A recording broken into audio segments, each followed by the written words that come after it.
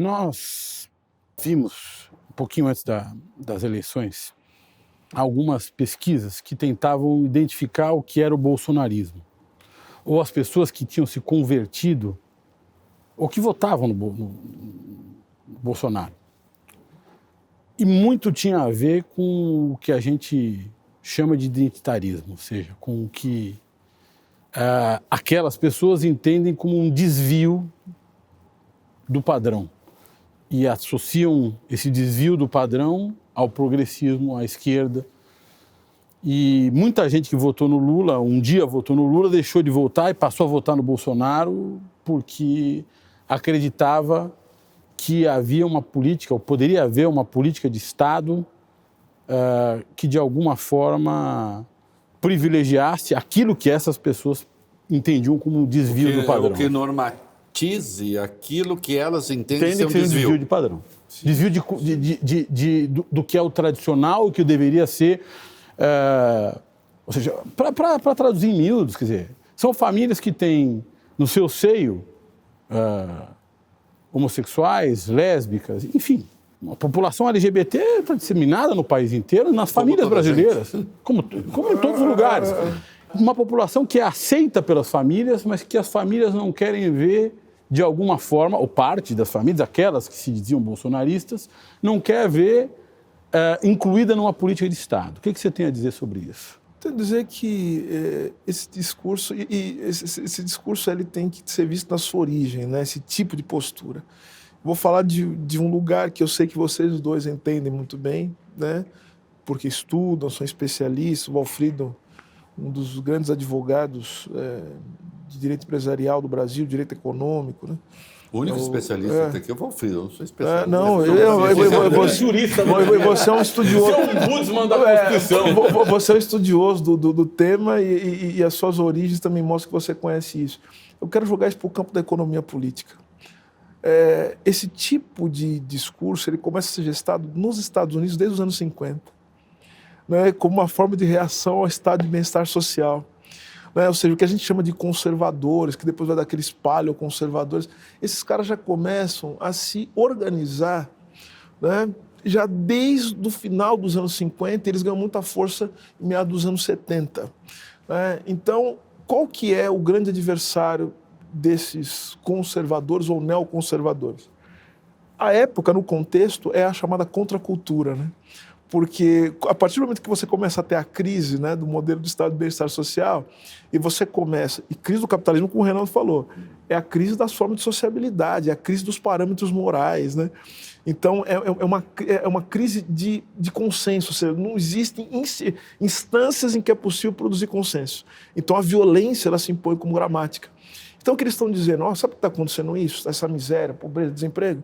É porque está havendo um avanço dessas pessoas que não tem qualquer tipo de freio moral.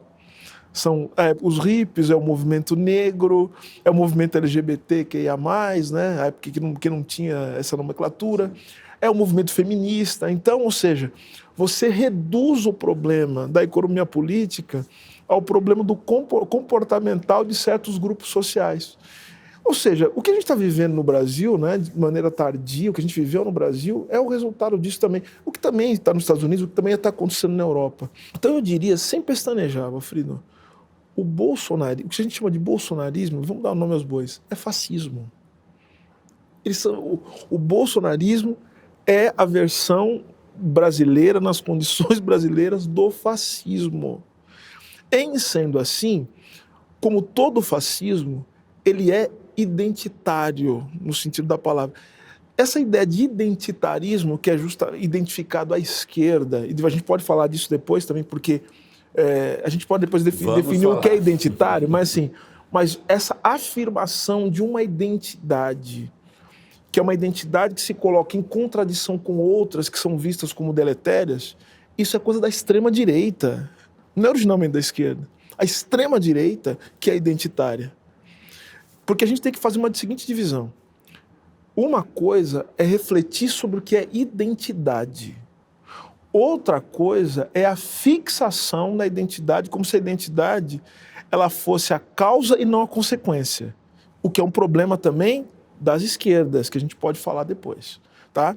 Mas agora é o seguinte, o bolsonarismo se fixa na ideia de uma identidade que é curioso, né? Uma identidade nacional, e como todo nacional também é uma invenção do que é um nacional, para justamente se contrapor a tudo aquilo que parece entrar em contradição com uma forma de vida. É a primeira experiência que a gente tem, eu tenho dito, de uma direita internacionalista, sem dúvida, apesar de toda a sua jequice em muitos aspectos, e com todo respeito ao Jeca, mas no sentido do atraso, do primitivismo.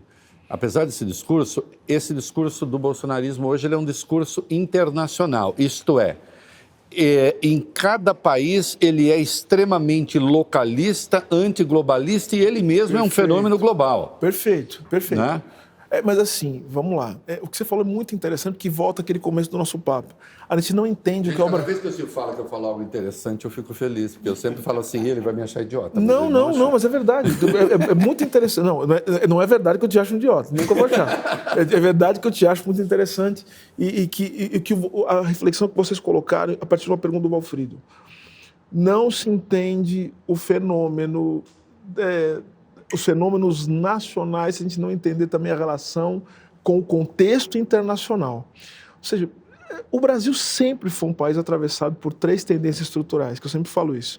O Brasil sempre foi um país atravessado pela dependência econômica, pelo autoritarismo, né? A gente pode discutir depois o que é isso, e o racismo. Então não é novidade. A questão é como essas formas se apresentam diante de nós e como elas geram as crises que geraram. Então tem que ter um ambiente internacional para isso. Então eu diria que o bolsonarismo ele é uma espécie de manifestação nacional de um fenômeno internacional que é justamente essa ascensão das extremas-direitas na esteira daquela crise que nós falamos agora, que começa com o regime de acumulação, mas que atinge também as formas institucionais que foram produzidas no pós-guerra. Os críticos dessa tese do fascismo, seja o fascismo aqui, seja os fascismos localistas na Europa, dizem assim, a palavra não cabe, porque o fascismo também é um modelo econômico, o fascismo é um modelo de Estado centralizado, o fascismo é um jeito de organização, em suma, do poder político, é uma estética. Então, isso não seria fascismo, seria outra coisa. Eu pessoalmente, não compartilho dessa tese, porque eu acho que o fascismo também é um conjunto de valores. E ainda que a gente não tenha o Estado centralizado do fascismo, a gente tem um conjunto de valores que me parece, de fato, muito próximo do fascismo. Eu não quero que você comente a minha tese, mas gostaria de saber como você responde a essa crítica de que assim, não pode ser fascismo porque nós não temos uma economia fascista, não temos um Estado fascista, então fascista não é. Né? Eu respondo pedindo às pessoas que consultem os livros de história. Primeiro, para olhar que o fascismo não começa como um projeto de Estado. Ele começa como um movimento social, ou no substrato social, que tem algumas características, por exemplo, as milícias, né? As milícias, ou seja, essa retórica de ódio contra as esquerdas, contra sindicatos, né? Ou seja, se você for ver o que foi a ascensão do fascismo na Itália, né? A gente começa a perceber, outra coisa, né?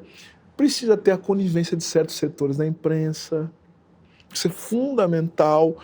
O conivência, sim, ou o apoio direto, ou então o silêncio. Diante das violências que são praticadas contra grupos sociais ou econômicos que, de alguma maneira, são contrários a certos interesses hegemônicos. Né? Então, ou seja, quando os fascistas na Itália, os camisas pretas começaram a entrar em sindicato, a quebrar tudo, a matar gente, teve gente que ficou quieta. Inclusive, tem o apoio também de certos setores da economia. Né? O apoio dos industriais italianos ao fascismo, acho que a fina indústria, né? Isso aí é o que está nos livros de história. Que está num livro fantástico, M, o Filho do Século, do Scurati, que é espetacular, que demonstra como é que o Mussolini ele começa a se aproximar dos deserdados. Ele começa a se aproximar daqueles que dos derrotados da guerra, daqueles que não tinham nada. É o diz assim, ressentimento. e sabe por que nós não temos nada? Nós não temos nada por causa dessas elites que estão aí condescendendo o tempo todo com os nossos inimigos, que é rigorosamente o discurso que a gente tem hoje do bolsonarismo, né? Dos bacanas que estão sempre ligados aos comunistas e à elite. E é isso, é o sentimento de rancor. É um discurso que ao mesmo tempo que é um discurso anticomunista, antissocialista, mas é também um discurso antiliberal. Ou a afirmação de dois grupos. Um grupo que não tem nada, para quem a democracia não deu nada, que continua miserável, passando fome, sem casa, sem futuro, sem escola, e um outro grupo que acha que paga a conta de pessoas que não... Para quem a democracia também não tem o menor interesse.